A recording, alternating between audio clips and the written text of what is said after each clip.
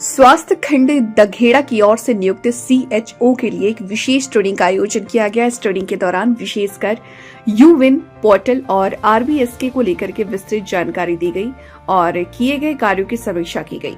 Media से बात करते हुए बीएमओ दघेड़ा डॉक्टर मोनिशा अग्रवाल ने बताया कि आज यहां विशेषकर एक नए नियुक्त सीएचओ के लिए ये ट्रेनिंग आयोजित की गई, जिसमें वैक्सीनेशन से संबंधित यूविन पोर्टल के बारे में विभिन्न तकनीकी और प्रशासनिक पहलुओं की जानकारी दी गई, ताकि टीकाकरण से जुड़ी सभी गतिविधियों को और अधिक प्रभावी ढंग से लागू किया जा सके। इसके अलावा आरबीएसके के तहत चल रहे कार्यों की भी विस्तृत समीक्षा की गई और अधिकारियों ने संबंधित कर्मचारियों को आवश्यक दिशा निर्देश जारी किए।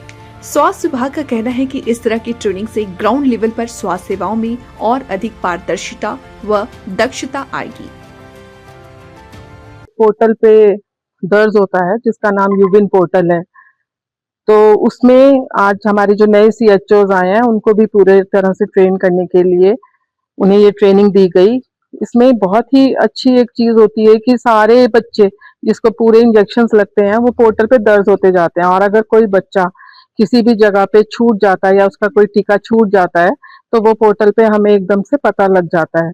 तो एक तो इसकी यूविन पोर्टल की आज ट्रेनिंग दी गई। दूसरा, हमारा जो राष्ट्रीय बाल स्वास्थ्य कार्यक्रम आरबीएसके का एक कार्यक्रम है, उसके अंतर्गत हमारे पास 2 टीम्स हैं जो कि सारे स्कूल्स में बच्चों की स्क्रीनिंग करती हैं। तो स्क्रीनिंग करने से जो बच्चों के बड़े डिसऑर्डर्स जैसे कि कंजेनिटल हार्ट डिसऑर्डर्स, किसी के हार्ट जो कॉमन भाषा में हम बोलते हैं कि दिल में छेद है, या बच्चा जन्म से ही सुन नहीं सकता है या जन्म से देख नहीं सकता है, उसको कंजेनिटल कैटरैक्ट है, तो ऐसे बच्चों को ये जो टीम्स हैं वो चुनती हैं, पहले डॉक्टर के पास ले जाती हैं। हमारा एक डॉक्टर मेडिकल कॉलेज में DEIC एक सेंटर होता है, डिस्ट्रिक्ट अर्ली इंटरवेंशन सेंटर, तो उसमें इन बच्चों को ले जाया जाता है।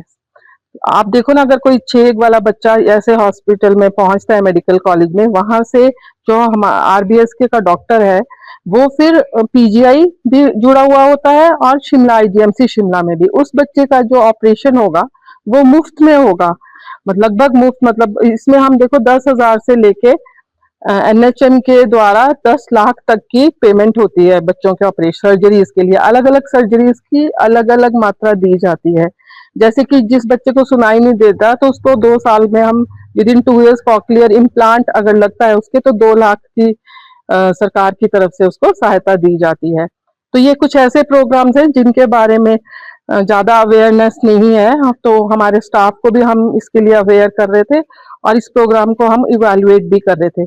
अभी तक सिरमौर से इतना ज्यादा ऐसी कोई सर्जरीज अभी ज्यादा हुई नहीं है, बट अब इस साल हमने बहुत सारी टेंटेटिव सर्जरीज ऐसी प्लान की हुई हैं। तो मेनली यही 2 कार्यक्रम की आज ज्यादा समीक्षा थी।